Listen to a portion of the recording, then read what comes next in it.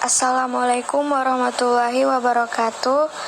Perkenalkan, nama saya Rifana Marsyanda Niktagina Okim, NIM 221110005.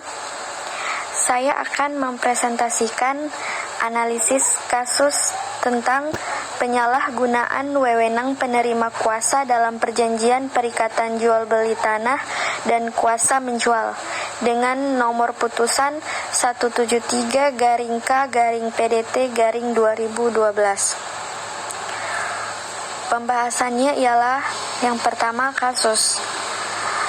Telah dilakukan penyalahgunaan wewenang penerima kuasa dalam perjanjian perikatan jual beli tanah dan kuasa menjual. Jual beli yang dilakukan berdasarkan perjanjian perikatan jual beli yang tidak lunas hanya setengah dari harga yang telah dibayarkan.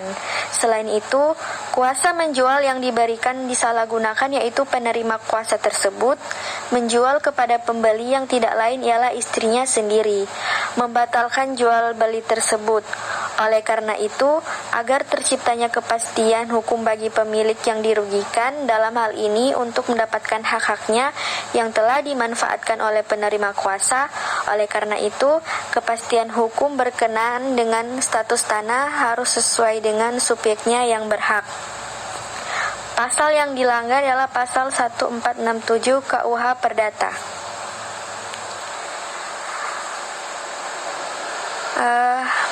Hasil analisis.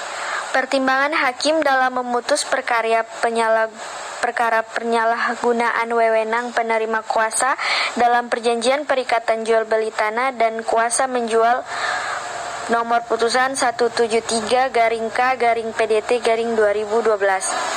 Hasil penelitian pada putusan Mahkamah Agung nomor 173-K-PDT-2012, pertimbangan hakim dalam memutus perkara penyalahgunaan wewenang penerima kuasa dalam perjanjian perikatan jual beli tanah dan kuasa menjual adalah menimbang bahwa alasan-alasan yang diajukan oleh para pemohon asasi atau para penggugat dalam memori kasasinya tersebut pada pokoknya yaitu bahwa telah nyata jual beli antara tergugat 1 dan tergugat 2 yang tertuang dalam akta jual beli nomor 303-04-1985 tanggal 29 April 1985 yang dibuat dan disahkan oleh Dr. Andes Sofwan, Camat Kepala Wilayah Kecamatan Tuban sebagai pejabat pembuat akta tanah adalah transaksi jual beli yang dilakukan oleh tergugat 1 sebagai suami atau pihak penjual dan tergugat 2 sebagai istri, yaitu pihak pembeli.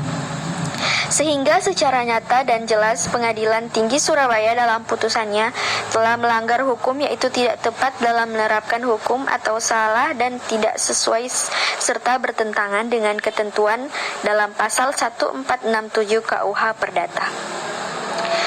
Yang kedua, bahwa Judeks Fakti dalam putusannya tidak mempertimbangkan dengan cukup.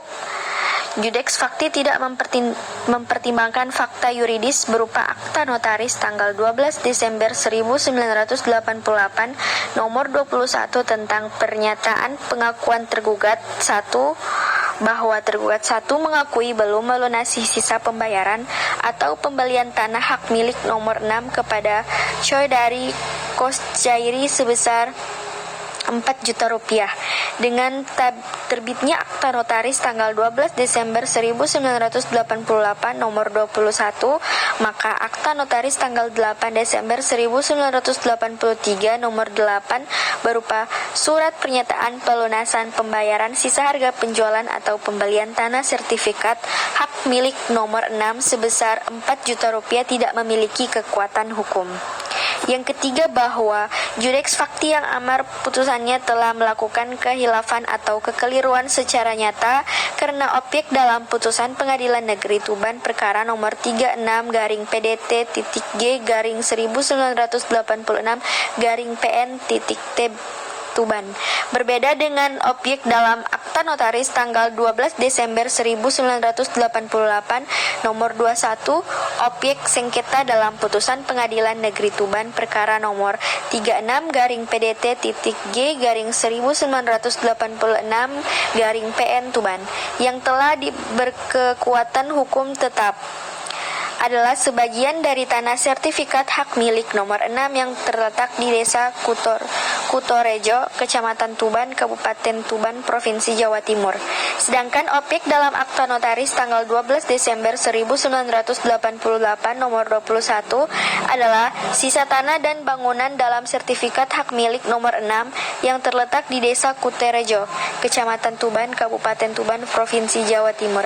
Setelah dikurangi tanah yang menjadi objek sengketa dalam putusan Pengadilan Negeri Tuban nomor 36/PDT-G/1986/PN Tuban milik tergugat 2 sebagaimana tercantum dalam akta pengikatan jual beli tanggal 22 November 1983 nomor 21 yang dibuat oleh Choi Dari dan Kos Jairi selaku penjual dengan Dr. Andes Yohanes Sudjono tergugat 1 selaku pembeli di hadapan notaris Sugianto SH. Yang keempat, bahwa dalam akta notaris tanggal 12 Desember 1988 nomor 21 secara jelas menyatakan bahwa sesuai dengan bunyi ketetapan yang termuat di dalam akta yang diperbuat oleh Choi Dari dan almarhum Kos Jairi dengan pihak kedua di hadapan saya notaris tanggal 22 November 1983 nomor 21 kekurangan sisa harga pembelian atau penjualan sebidang tanah sebagaimana diuraikan di dalam aktanya yang bersangkutan berikut dengan bangunan-bangunan yang berdiri di atas tanah itu sebesar 4 juta rupiah akan dibayar oleh pihak kedua kepada pihak kesatu manakala bangunan pendopo yang berdiri di atas tanah itu telah dikosongkan serta bebas dari penghuni dan hak penghuninya oleh pihak kesatu. Namun, ternyata meskipun telah dilakukan pengosongan dan penyerahan terhadap objek sengketa tersebut, tergugat 1 belum membayar kekurangan harga pembelian atau penjualan tanah dan bangunan sampai sekarang. Dan yang kelima adalah bahwa berdasarkan fakta hukum yang terungkap di persidangan, seharusnya Judes Fakti menggunakan dan menerapkan ketentuan dalam pasal 1266 dan pasal 1267 KUA Perdata yang menyatakan bahwa Pasal 1266. Syarat batal dianggap selalu dicantumkan pada persetujuan-persetujuan yang bertimbal balik, manakala salah satu pihak tidak memenuhi kewajibannya. Dalam hal yang demikian, persetujuan tidak batal demi hukum, tetapi pembatalannya harus dimintakan kepada hakim. Pembatalan berlaku sejak putusan hakim yang memperoleh kekuatan hukum yang tetap. Yang kedua, permintaan ini juga harus dilakukan meskipun syarat batal mengenai tidak dipenuhinya kewajiban dinyatakan dalam persetujuan.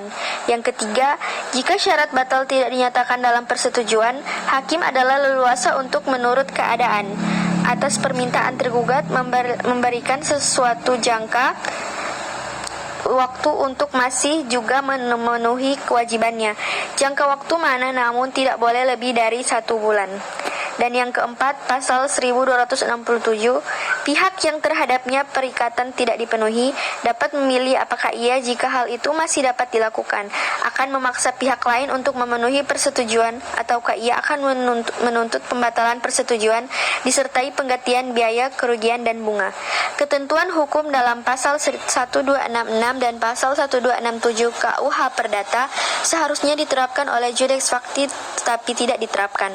Menimbang bahwa terhadap alasan-alasan tersebut, Mahkamah Agung berpendapat bahwa permohonan kasasi yang diajukan para penggugat harus ditolak karena putusan Judes Fakti tidak salah menerapkan hukum, sebab telah terjadi jual beli objek sengketa secara sah. Masalah belum lunas pembayarannya adalah tidak membatalkan jual beli. Jadi kesimpulannya ialah keabsahan PPJB yang dibuat di hadapan notaris berdasarkan kuasa yang bermasalah, bahwa akta PPJB dibuat didasarkan atas surat kuasa untuk menjual. Surat kuasa untuk menjual tersebut adalah surat kuasa bermasalah. Menjual yang didasarkan atas kuasa bermasalah, maka penjual tidak mempunyai hak untuk menjual karena bukan pemilik sah dari objek jual beli. Maka jual beli tersebut adalah batal dan dengan sendirinya tanpa harus meminta pembatalan atas PPJB tersebut. Namun dengan batalnya jual beli merugikan pihak pembeli.